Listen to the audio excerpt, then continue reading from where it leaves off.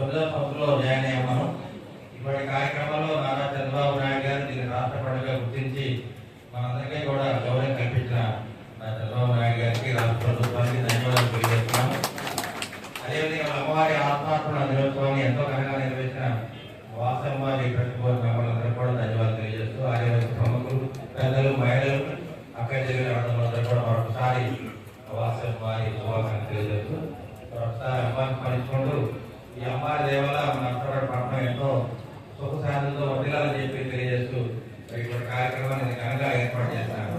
వాసమ్మవారి trust chairman మరి పద్మా మేడ గారికి, వెంకటప్పయ్య గారికి, అదేవిధంగా వరప్రసాద్ గారికి అందరూ కూడా ధన్యవాదాలు తెలియజేస్తున్నాను. ముఖ్యంగా మరి ఆదివాసీ మహిళలందరూ కూడా ఎంతో ఘనంగా మరి హిందూ ధర్మాన్ని కాపాడుకుంటూ హిందూ సనాతన ధర్మాన్ని ముందుకు తీసుకెళ్తూ ప్రతి కార్యక్రమాన్ని ఎంతో చక్కగా నిర్వహిస్తున్న మా మహిళా మహిళలందరూ కూడా ధన్యవాదాలు తెలియజేస్తున్నాను.